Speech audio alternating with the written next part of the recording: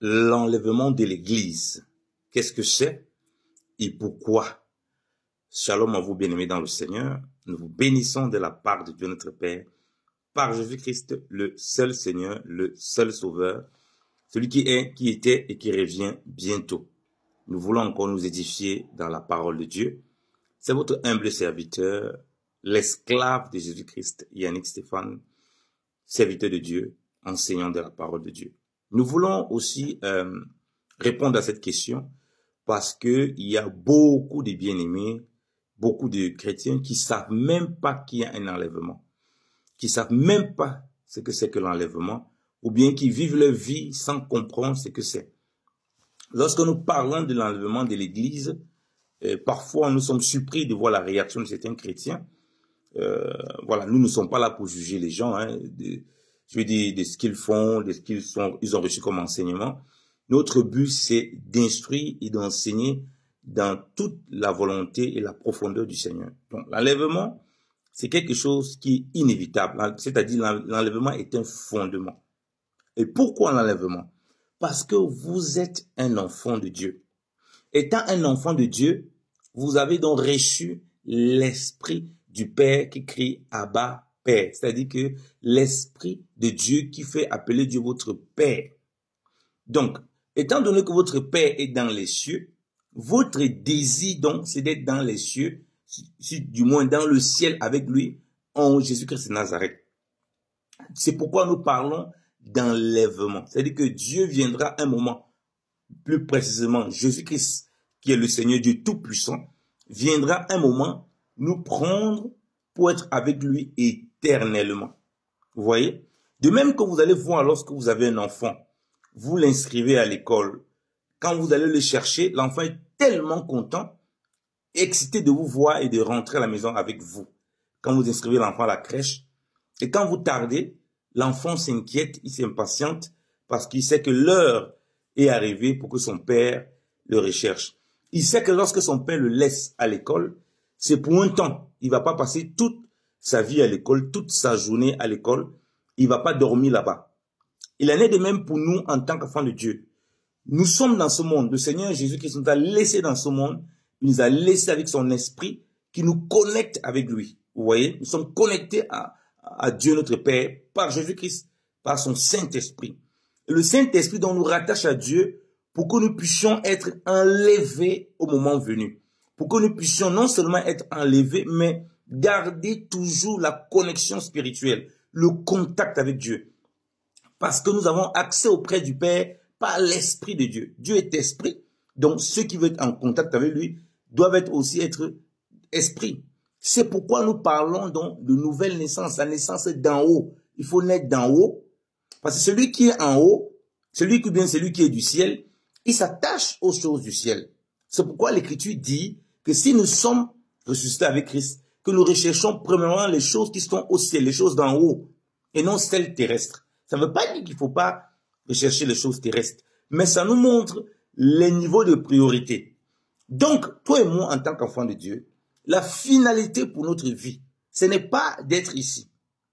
La finalité, c'est d'être avec le Seigneur, d'être enlevé et d'être avec lui éternellement. Et si on ne t'a pas enseigné ça, quel est le gros risque déjà? C'est que tu passes ton temps à t'essouffler pour beaucoup de choses aussi, ici, et tu es aussi dans beaucoup de distractions. L'enlèvement de l'Église, quand le Seigneur l'a dit à ses disciples, c'est pour que les disciples aussi comprennent que le Seigneur prépare quelque chose de meilleur pour eux et pour ne pas s'embourber dans beaucoup de choses inutiles. Ils vont arriver après, quand le Seigneur les prend, ils sont essoufflés. Vous voyez?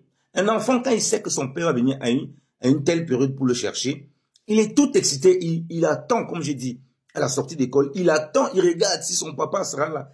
Il est focalisé sur l'attente de son parent. Donc, quand le Seigneur parlait à ses disciples, il est focalisé sur lui. Il est focalisé sur les meilleures choses qu'il a préparées pour eux. Voilà pourquoi il va le dire dans Jean chapitre 14. Nous allons commencer par ces préambules parce que il y a plusieurs choses qu'on peut dire sur l'enlèvement. On pourra faire plusieurs exhortations là-dessus. Il dit Jean chapitre 14 à partir du verset 1.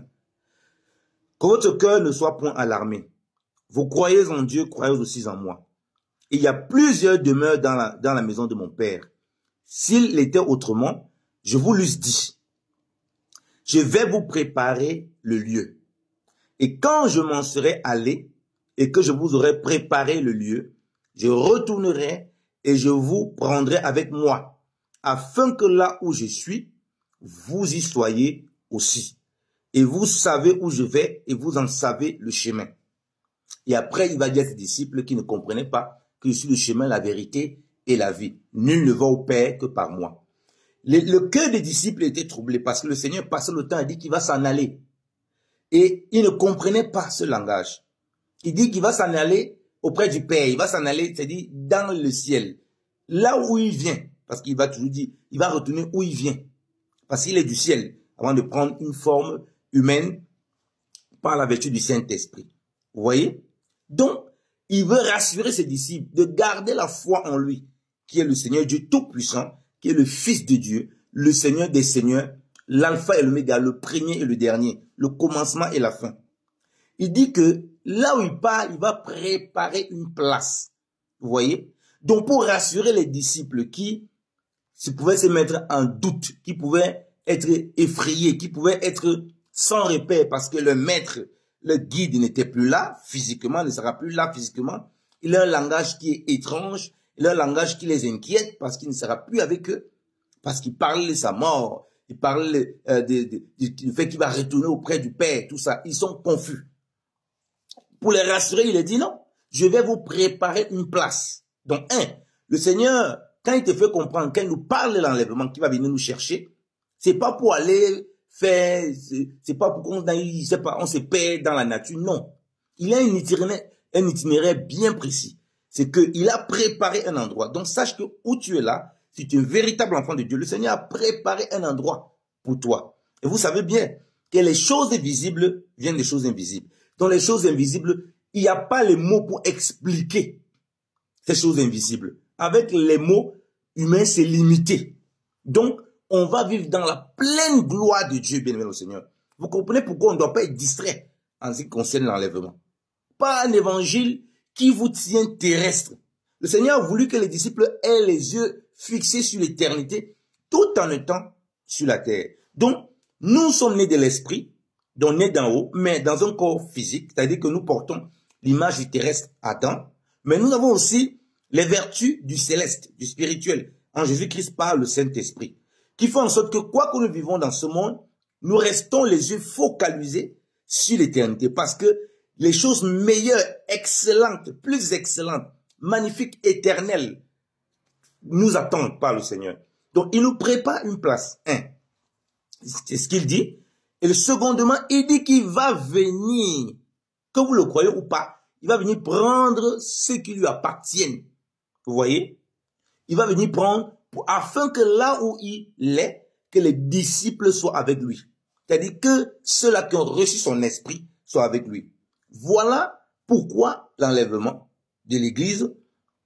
Et qu'est-ce que c'est que cet enlèvement? C'est que le pourquoi on doit rester où le Seigneur est. Il a préparé des choses beaucoup plus excellentes dans lesquelles il veut que nous vivons. Il a des demeures pour nous. C'est lui qui prépare. Donc, les doctrines des démons où les gens vendent les maisons dans le ciel, et vous qui croyez à ça, je ne sais pas quel esprit anime ceux qui le font, et quel esprit vous anime, vous qui achetez ça. Donc, on n'achète pas une place au paradis. Christ lui-même, il prépare la place, il vient chercher ceux qui lui appartiennent.